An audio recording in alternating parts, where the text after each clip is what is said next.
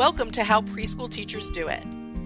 This is Alison Kentos. I am an early childhood educator. And this is Cindy Tarabush. I am an early childhood consultant. This podcast is for parents and early childhood professionals. Let our experience and research-based knowledge become your guide. Good Monday, preschool peeps. I try so hard to vary those greetings. I don't know if I succeed, but good Monday, everybody. Yeah. To you. Yeah, there we go. You know what? It's kind of fitting. It does. You're going to say, oh my gosh, that was such a great segue. Because we are shouting out Wales. We're shouting out, well, I don't know if it's fitting because we're shouting out Wales, but maybe because we're shouting out the United Kingdom, which Wales is a part of. That is true. That was very United Kingdom-ish of you. Of me. Wales, however, has their own language. I would fit right in there, so I can move there soon. To Wales or just like to England? To England. To England. Yes. So Wales is part of the Commonwealth, and Wales, they speak their own language in Wales, which is, you know, I've heard it, by the way, when you've been in the news. And we're super excited to be shouting out Wales because the Princess of Wales champions early childhood education. Sure yes. We hope she is doing well. Yes. And we might or might not tag the Princess of Wales. A crush, I think, on certain celebrities, and she is one of them. Her work, the work that she does in early education matters to us, even though it's in the United Kingdom and not in the United States. Yeah. And so we may or may not be tagging her when we post this episode because by that we mean we will be. Because there are two people, I think, right now that we would break our we don't have guests format for. We would, yeah. The Princess of Wales is one of them. Absolutely, yes. The other one, entertainingly enough, who I now can tag in this. Yes. The other one, entertainingly enough, would be Snoop Dogg. Snoop Dogg. You had to see, like, the last 5 minutes I've been trying to convince Cindy to do a Snoop Dogg episode based on his affirmation song, and I swear that we're going to get it done. I'm going to get it done. For those of you who are like, Snoop Dogg, what are they talking about? Snoop Dogg has put together a wonderful show for young children called Doggyland. It's amazing. Doggyland. Yeah. I have seen excerpts of this on YouTube. Mm-hmm. Yes. Is that where it lives? Listen, Snoop Dogg, you can feel free to contact us and let us know. So Doggyland, go and Google it, everybody. It's such a cute thing for kids. And Snoop Dogg wrote these songs, and one of them is affirmations for young children. Yes. Another one is an awesome cleanup song. Yeah. Way better than the age-old Barney one.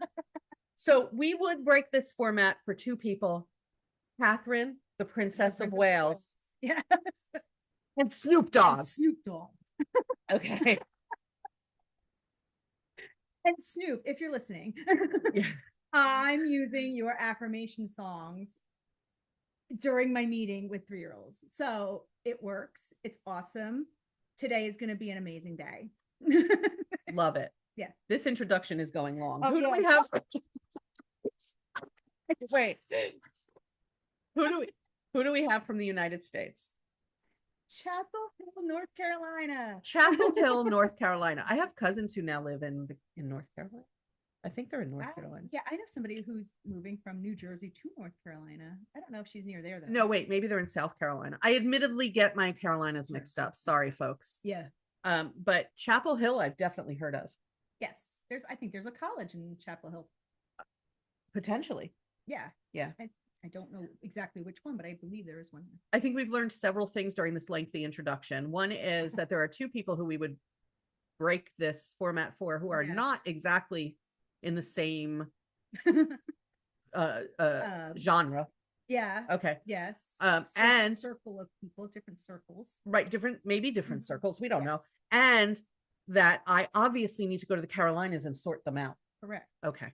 But we're super glad you're listening, those of you in Chapel Hill. Please tell your friends and neighbors and relatives. If you know Snoop, let them know too. Anyone who has encountered either the Princess of Wales or Snoop should put us in touch. Yeah.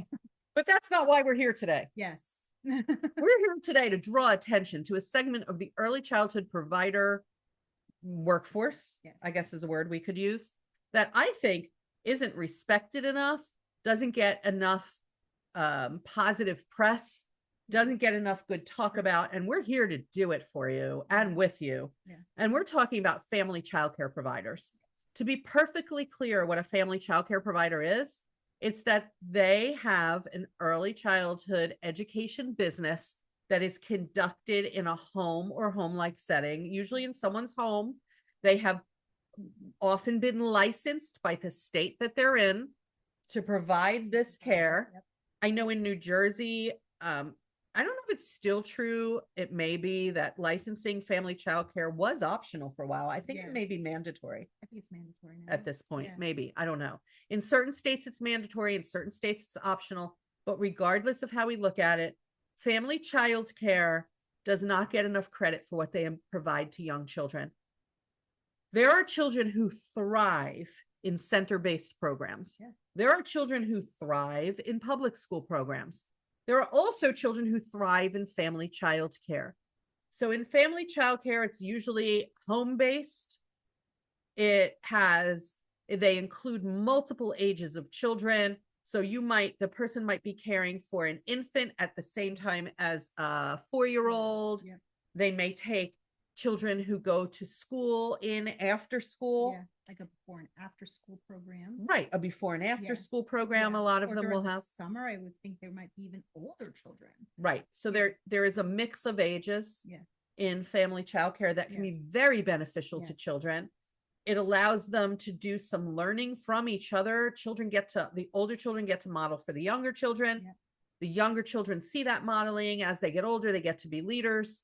Yeah. For children Yeah. who then enroll who are younger than them. Because they usually have smaller groups, they get more small group and one-to-one attention. Yes. that might take place in other settings. Yep. And like I said, some children thrive in the larger Yeah. settings, and that's fine.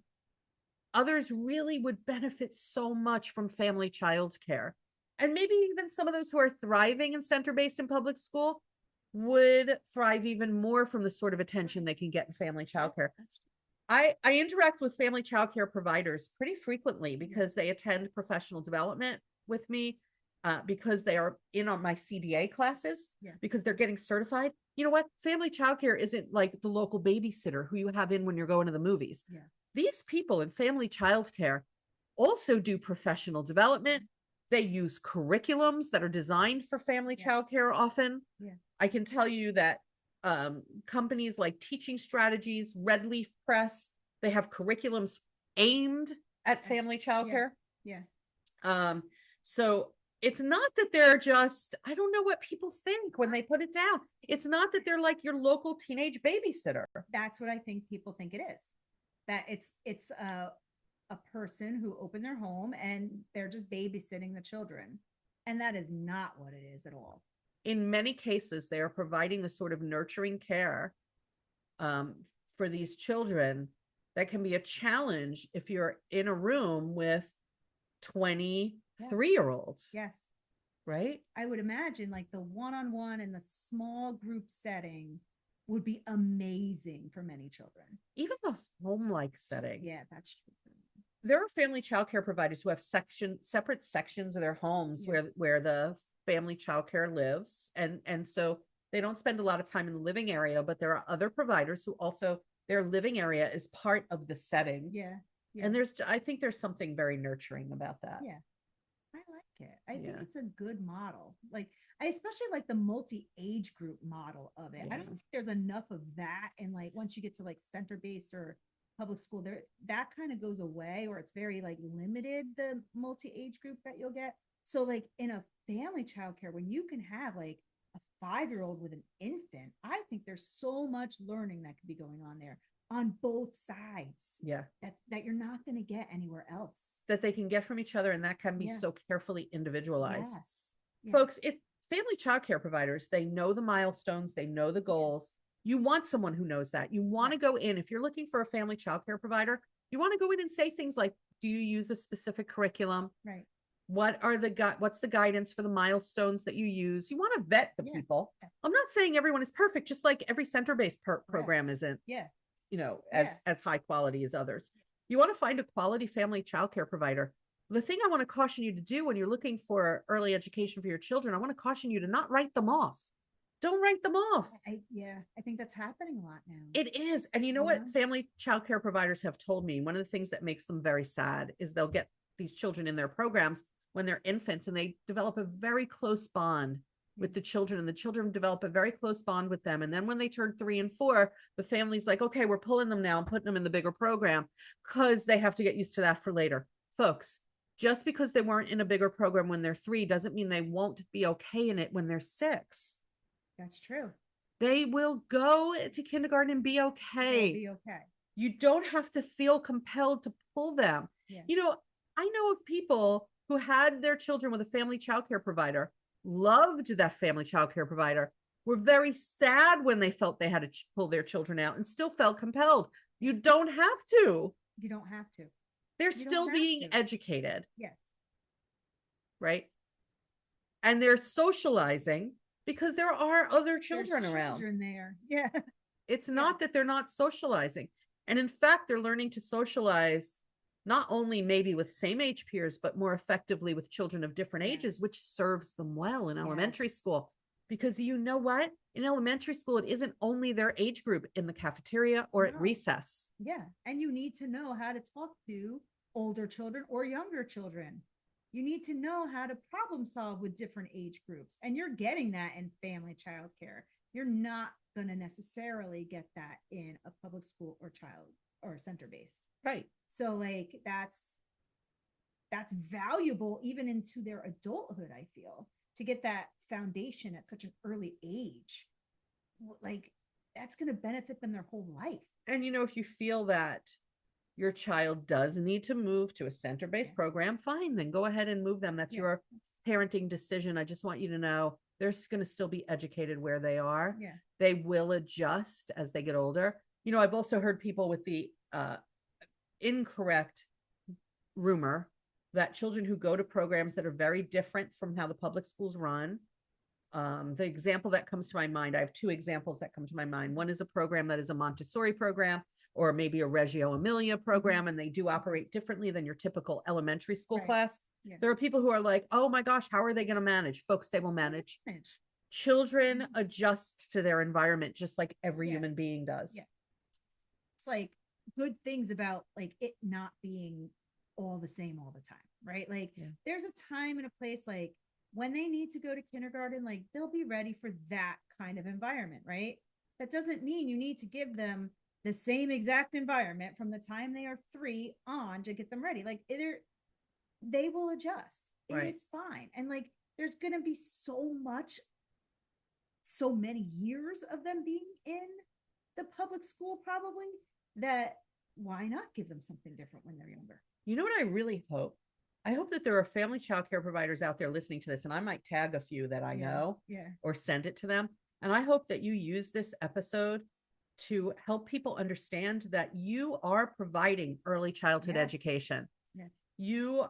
They work so hard. The people I've met, the family childcare providers I've met, work so hard to ensure that they're keeping up with their current knowledge about how to work with these young children and about what's out there for curriculum. And they work so hard, the really good quality family childcare providers, just like a really good quality center-based provider or public school tries to keep up. They're not doing anything differently. No.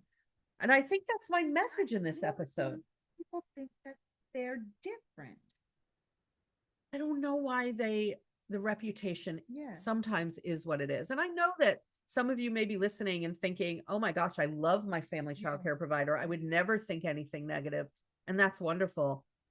But I hear them talk about, I've had people who get to know me and trust me and are honest with me. And they'll say, here's how people perceive us. And I know it because they're pulling their children at a certain age, because they'll come and tour and they'll be doubtful about this about what I'm going to provide. Folks, they are in the professional development sessions, just like everybody else. If they are someone who cares about quality in their setting, they are becoming more and more educated every day, just like everyone else. They're licensed in most states, they're like everyone. They're licensed like everyone else and watched by Office of Licensing to make sure they're providing what your children need in the environment. again, you have to vet people.